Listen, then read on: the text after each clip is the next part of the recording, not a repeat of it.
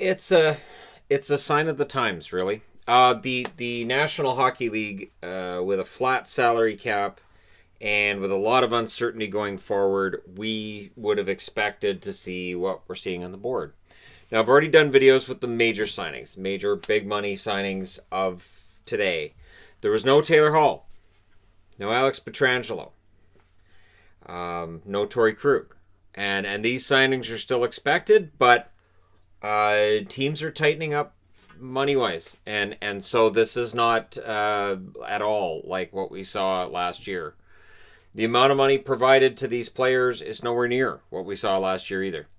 So we'll start at the top of the board, and I only went with guys that project to be National Hockey League players this year. So guys who may move the needle for the team. So I didn't put absolutely everybody, and restricted free agents I didn't put on the board.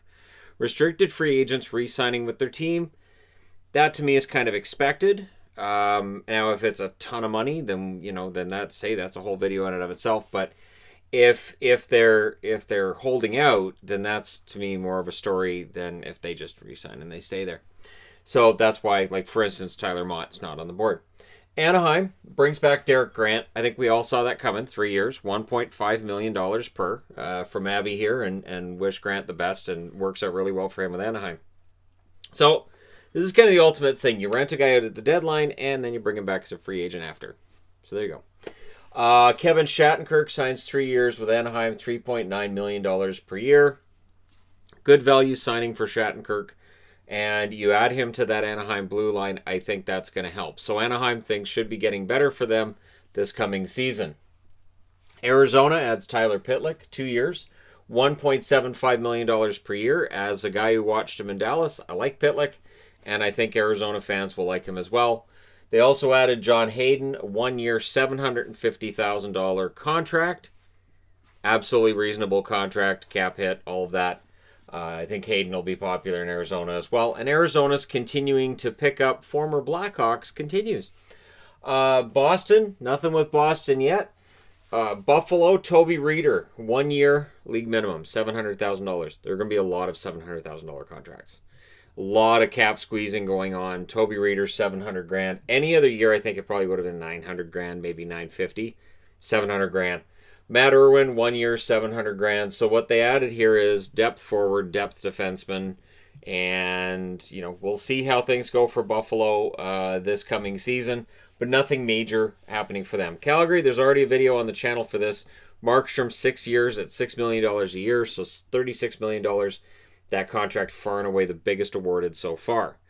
Nothing from Carolina, Chicago, Colorado, or Columbus in terms of players that are going to be on the roster. The surprise there is Columbus, who have a bunch of cap space, not making a move yet. The Dallas Stars have brought back Anton Khudobin, so Khudobin's on the board because he was a UFA. 3 years at $3.33 million per year, just rounded up to $10 million. So $10 million for Khudobin over 3 years is reasonable, and it's not a crazy cap hit. So if a year from now Ottinger's ready and they got to move him, then they got to move him, and it won't be that big of a deal. So yeah, I'm glad he's staying in Dallas. I think his teammates will be glad he's back. I think the fans should be glad he's back as well, and good on Dallas. Detroit, couple of under-the-radar signings for Steve Yzerman thus far. Bobby Ryan, 1 year at $1 million. John Merrill, 1 year at $925,000. I like both of those contracts, to be honest. The Oilers, smart move by them, bringing in Kyle Turris, 2 years at $1.65 million per year. You now have Turris to add to Ryan Nugent-Hopkins. I really think the Oilers are making good moves. Tyler Ennis returns, 1 year, $1 million.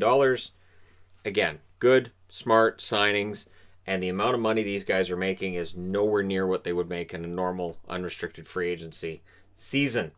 And again, this is kind of what I had expected. The shorter terms will probably be the rule this year and next year's free agency. And then as we see the economy rebound, we'll then see the contracts going up and the cap going up again. Florida, interesting day for Florida. Radko Gudas, 3 years, $2.5 million a year. And it just shows that Gudas, with the physical style that he plays, he's going to attract interest. Carter Verhaeghe moves from one Florida team to the other, 2 years at $1 million a year.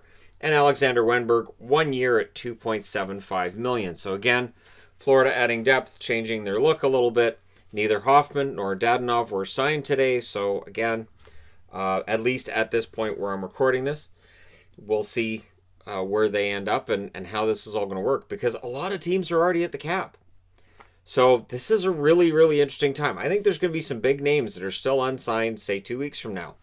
The Kings, no moves by them yet, again, involving players who are likely to make their roster in the fall. I say in the fall, even though it'll be in the winter. You guys know what I mean. Cam Talbot signs 3 years, $3.67 million a year for him.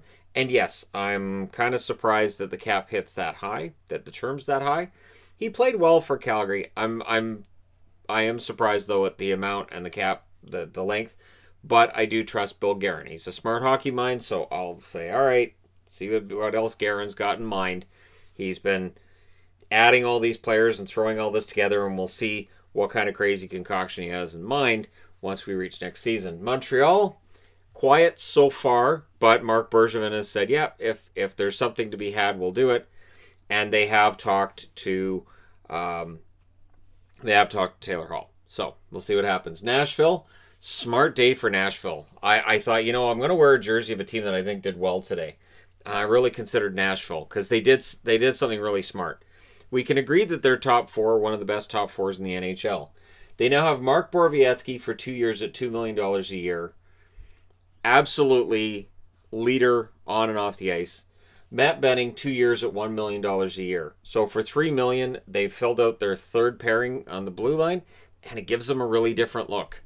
And so Boro Cop will not be a Senator. It is a sad day. And you have to think at $2 million a year, couldn't Ottawa have got that deal done? It's one of those deals I look at and I think, why didn't Ottawa just give him 2 years at $2 million? Or if it's a tax thing, 2 years at $2.5 million. I'm just surprised that Borowiecki was had. And I'm sad that it wasn't a team that I cheer for that picked him up. But Borowiecki, good luck to him in Nashville and to Matt Benning as well. New Jersey, quiet. Islanders, again, you're going to look and you're going to say, well, Islanders have cap space. But they don't, because they have to sign Barzell and they have to sign Pulock, and that's going to eat up most of the cap space they have left. The Rangers, Colin Blackwell, center, 2 years at $725,000 each. We'll see how much he plays for the Rangers this coming year. Now, the Rangers have to have a defenseman every year that Rangers fans hate. It feels like every year there's one defenseman that Rangers fans will all agree, well, that guy sucks.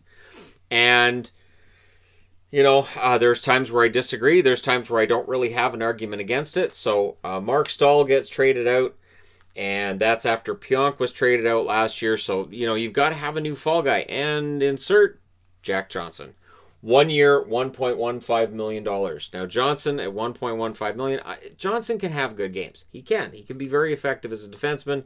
But does he tend to be a lightning rod for negative opinions? Yeah, over his career, yes.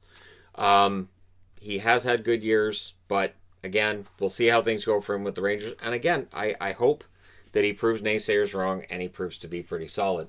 Anthony Boteto is noteworthy in that's a depth defenseman for the Rangers. The Rangers adding up on defensemen. And I still think there may be a trade in play involving that blue line and trying to maybe add a forward up front. But again, we'll see what they do. Boteto, $737,500 a year over 2 years. Ottawa, of course, they signed Murray today to an extension, so it's not like they were quiet and they've been making trades, but free agents, nothing happening there.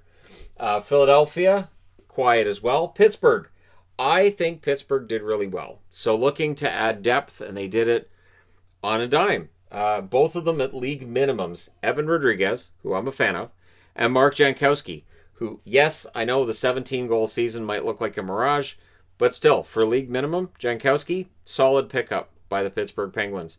And we haven't seen Chris Tanev sign anywhere yet. Pittsburgh could still be in on Tanev. San Jose and St. Louis, quiet thus far. Tampa Bay, of course, made news by putting Tyler Johnson on waivers. So Johnson has a no-trade clause. The idea is this. They may want to trade him to a team that he wasn't willing to waive his no-trade for. Now, since it's not a no-movement clause, if it's no movement clause, you can't even put him on waivers. But a no-trade clause, you can waive him. A team can claim him on waivers, and then you can work out a deal. The idea is simple. that, there might be a team that's towards the bottom of the standings, which is how you decide who gets the first waiver claim in. The first waiver claim, for instance, would be Detroit. So Tampa could call Detroit. You interested in Tyler Johnson? Yes. All right, so he won't waive his no trade to go there, but we'll put him on waivers. You guys claim him, and in return, we get future considerations. And Detroit would say sure. So that's likely how this is going to turn out. Johnson, to save cap space, because they need to keep Cirelli, they need to keep Sergachev. Johnson's going to be the one that gets sacrificed so far. Pat Maroon's going back 2 years at $900,000. So the rumor that Pat Maroon was going to have to wait, nope. I'm guessing that getting rid of Johnson's cap hit means, yeah, no, we're fine. Luke Schenn, 1 year at $800,000. So myself and other Canuck fans who really wanted to see him back in Vancouver to maybe work with Hughes, nope. He returns to Tampa, but who can blame him? So, because when a team's going, do you want to win another Stanley Cup? What's your answer going to be? No.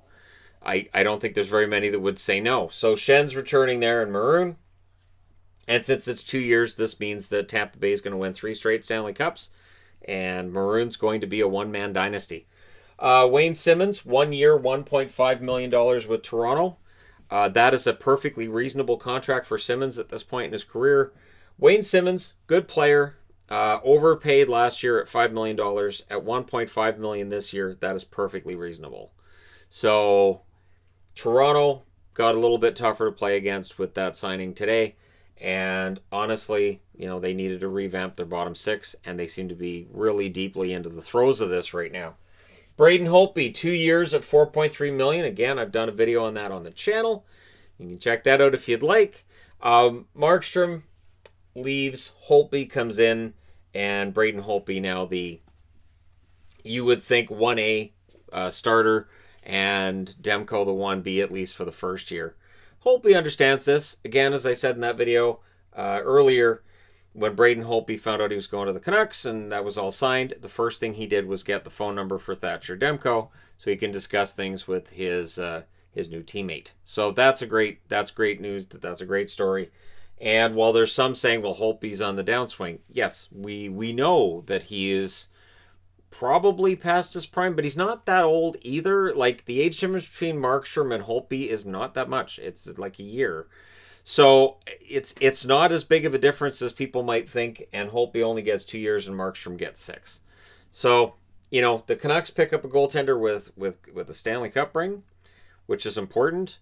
They talked as well throughout the playoffs about how teams that win the Stanley Cup usually have at least one guy who've had a cup ring from previous experience.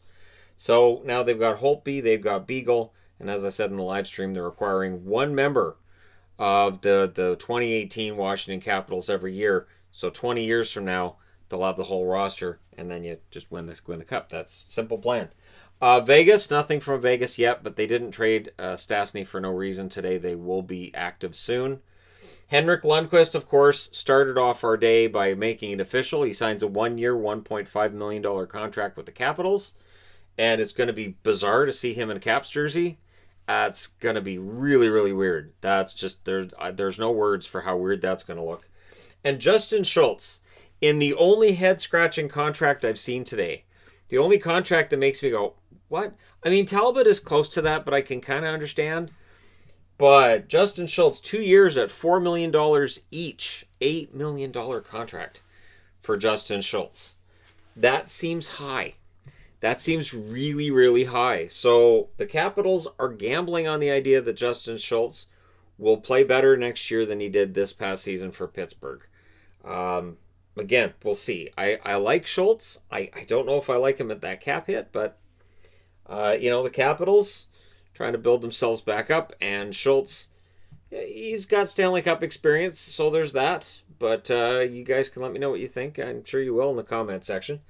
And then to finish things off, the Winnipeg Jets bring back Nathan Beaulieu, 2 years at $1.25 million a year, and Lucas Sbisa, 1 year, $800,000. It is interesting to see that now that Stastny is back with the team and they've solidified that number 2 center spot, which should kill all the Line A trade talk. Let's be honest. Line A's not being traded now. But And I'm really glad I didn't make videos on, oh, what could Line get and where could he go? Because those videos would have aged like really bad cheese. So it's interesting to me that now that they get Stastny back, now I'm starting to hear pundits on TV saying Jets look like they could be building themselves up and maybe they could be the next Canadian team to win a Stanley Cup. And I'm thinking, all right, I said that months ago. So anyways, it's amazing what cap space will do. And if Winnipeg can bring in a defenseman, this could be very interesting. But there's the snapshot as of it's 2:51 Pacific on October 9th, and I would imagine that over the next couple of days this board will fill up a little bit more. I'll use a different color for the signings after these, but again, I'm trying to avoid the RFAs. I'm trying to avoid the signings that are probably minor league signings, those depth signings. But it is interesting to see what happened today, and just think to yourself, so where are guys going to go? Where's Pietrangelo going to go? Where's Hall going to go? Where's Krug going to go? And at what point does Grace end up with the Oilers? Is that where Grace ends up? Let me know what you guys think in the comment section below, as always. Don't forget to hit like and subscribe if you're browsing your way through. You just happened upon this video, and hey, thank you guys so much for watching, for all your support. The live stream was hectic today, but it got done. Thank you guys for all your support throughout that, and hey, I will talk to you again soon.